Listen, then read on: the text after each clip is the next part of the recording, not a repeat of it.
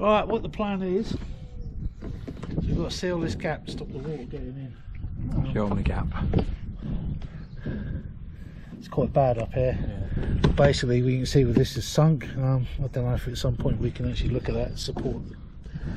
But for now, we just want to stop the water getting in. So we're using good old-fashioned carb cleaner because that's what we've got, and some Dow Corning sealant.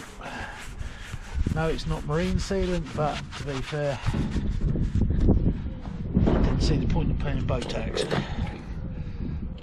So this is the first job, which we're going to try and get done pretty quickly before it decides it is going to rain after all. I think we're clear now. And after this, I think probably got some boat stuff to do. Sorry, some bike stuff to do. Today's going to be a bit of a mixed bag. If I can find the impeller, we've got an impeller to fit on an outboard, and we can get rid of that. We've got the ZX12 has got to be looked at, so we've cleared a space out the front here so we can get some room around it to work on it.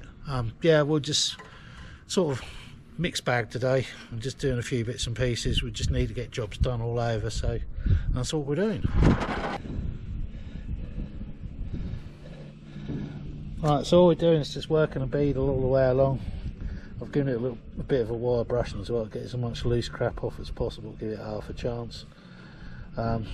This isn't envisaged as a long-term fix, but we do need to stop the water getting in, as we discussed in the last episode. Was it the last episode? Yes. Yeah. So yeah, so we'll get the magic finger in a minute. And I'm going to change direction.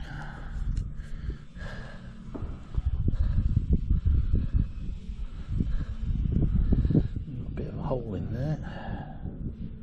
Bit of a hole. Yeah. While we're on here, can you answer me a question? I can try. If women are always right and men are always wrong, if I say a woman's right, is she wrong? Ah. Sorry, I can't answer that. You have to ask your wife. Well, I didn't do that. No, I think the rule is you're only right if you're agreeing with them, isn't it? I don't know. That's why I'm asking. I think that's how it's meant to work. To come to plea then, if you agree with them because they're agreeing with something else, you're right. You're right to agree. Yeah, something like that, yeah. Right, so that's a bead a good way round. So I'm now just going to grab some paper towel, because this is where it starts getting messy. And I'd rather make it messy on paper towel than all over me, because it's really, really nice stuff.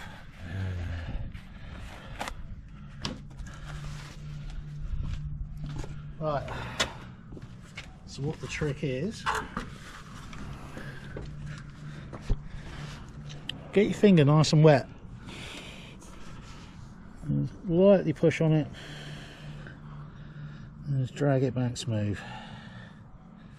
That then pushes it into all the, but by wetting your finger, as you can see, it don't stick. It tastes like though. But because the gap's variable on this, it's not as pretty as it could be. But again, we're not too worried about it. Got to do the job, innit? Yeah. We'll rubber line it, take it off and coat it properly next time. Or just sell it. Either. But see, now it's worked in, so I mean, some people even go as far as masking round it. Yeah. Rub it along and then pull the masking off, and leaves a nice neat bit. But there is a special tool you can buy as well, isn't yes, there is. Yeah. But this isn't a kitchen, this isn't a bathroom, it's a boat, and the North Sea doesn't care. It's kind of the size of it.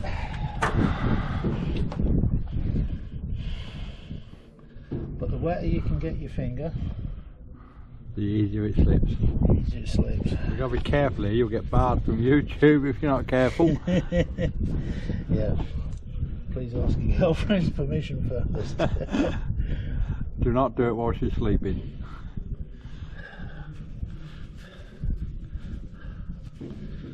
Is that a bit full? You got to use the other See finger. now, yeah, I've got it all over there now. Look.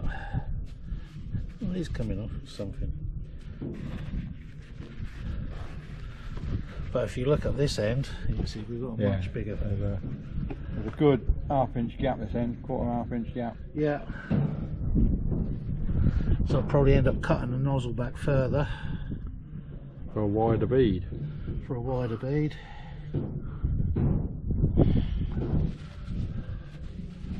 Just want to run behind that if you can, mate. You can get your fat fingers in there, that'll do you. What are you trying to say?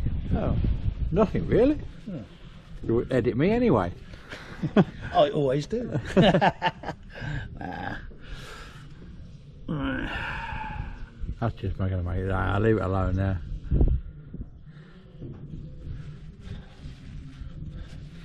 So we'll move round to the other side now. Go around there, and then we'll start. Just show them the tube to show them what we're actually using. I know you explained it, but We're using Dow Corning 791, which is waterproofing sealant, weatherproofing sealant, I should say. So it's for external use. It hasn't got the word marine on it, so it doesn't cost £85,000 per tube.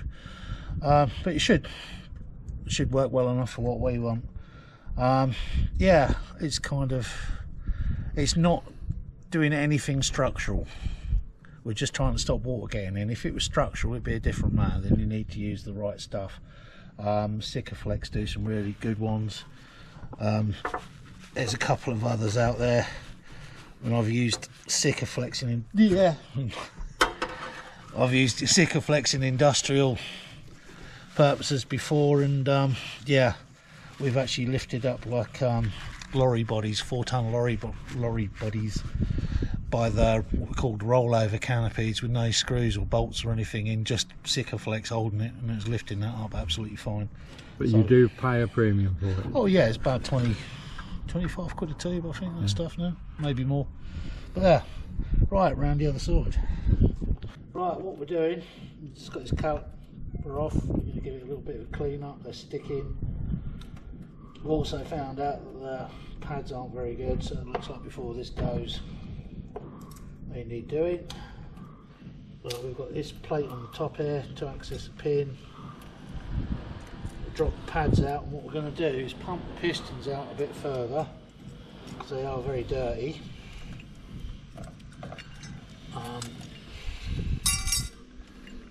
So hopefully this pin hasn't seized, which it looks like it has. Yeah. Right. Yeah.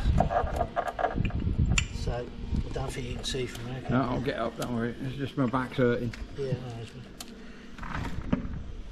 no, There we go. That's better. right, as you can see in there, the pistons are very, very sort of dirty. So, like I said, we're going to get these out of the way, pump them out a bit, give them a wipe over with some wet and dry or something, give it a good rubber seal lube up, and then push them all back in, reassemble, and they should be good for another season or two. Right, what we're attempting to do at the moment is we've done one side, and one of the pistons popped, so we've got a bit of air and we've lost a bit of fluid, which is no big deal, except, as is often the way, we can't get one of the screws out, so I think we're going to have to drill it out in a minute to get the reservoir top off to fill it up. So what I want to do, we've got the pads out of this side, the other side is now back together. So as you can see, the pads are all out. I want to just push the pistons out, pump the pistons out until they hit the disc. Then we'll take the caliper off, clean around the pistons, grease them up, push them back in, and we should be good to go and sort of all good. But as you can see, we are having issues. So it moved a fucking inch. Yeah, that's what I thought. Right, we'll drill it off. Do I take hold of the camera? I'll go find a...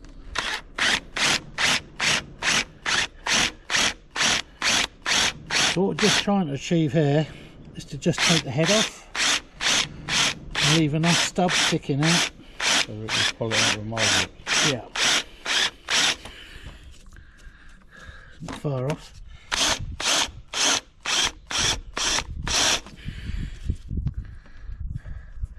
Well, when they do come, they come all in a hurry.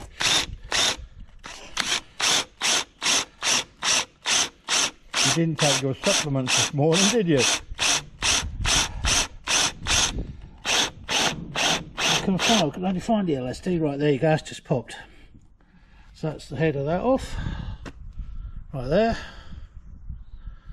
So we can now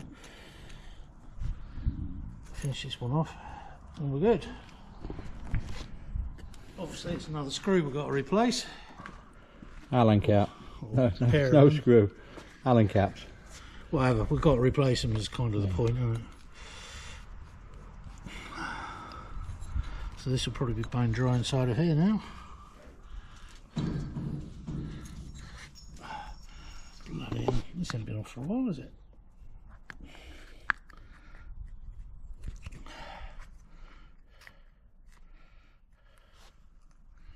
There you go, bone. Right. So as you can see, all the pistons are out and they're all looking rather manky and dirty and horrible. So we're going to give them a quick clean up, quick grease up, push them all in. We'll have to take some fluid back out because obviously we'll have too much now. But then hopefully we'll have all nice free working brakes. They come out quite nice, I don't know, really. Better than expected.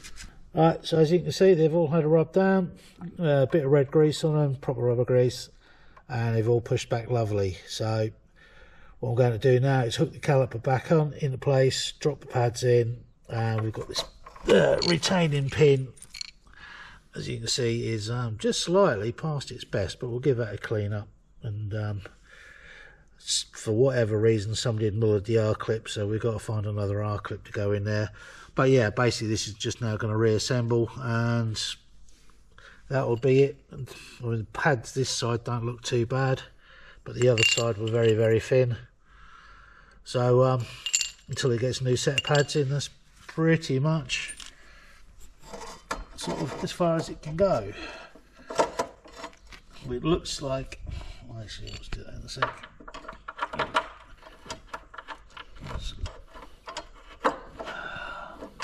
Come on.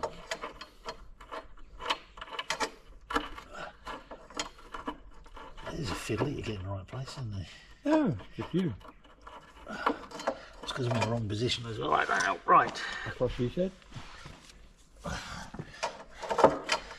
We just noticed another job on this as well. As its fork seal looks like it's blown, so we've got to change that out for the MOT. Well, assuming of course it fails on it. It'll probably get done. And we've got a slight bent disc on this one as well, I think, isn't there? Yeah, one of them's a bit warped, isn't it? Yeah, so we'll have a look at those as well. We've got another pair of discs here, so we'll see what it needs on the day. But it's it hadn't been stopping very well for a while, so brake service well overdue.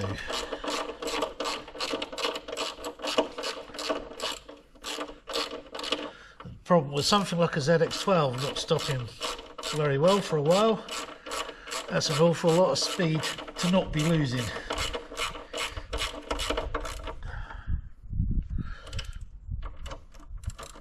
Because these old things do tend to sing along fairly. Fairly? Yeah. That's an understatement. Well, I mean, they're pretty rapid up to 70 miles an hour. I wouldn't know beyond that. Yeah. Yeah. So mine's down the road before I get out the door. Yeah, I know, it goes without you, doesn't Yeah. it? I ain't waiting for you, I'm off. Yeah. Right, this is about as clean as that's going to go. It's just been in the lathe to help it, but as you can see it's not brilliant, so I think maybe a new set of pins and pads will be the order of the day, but it will do for now just to get this back together. We'll put some copper slip on it. Reset. I think a dog needs a touch of copper slip. Yeah, I think we all do, mate.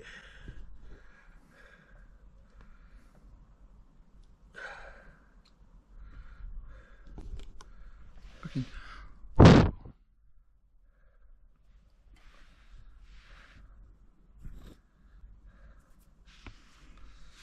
Right.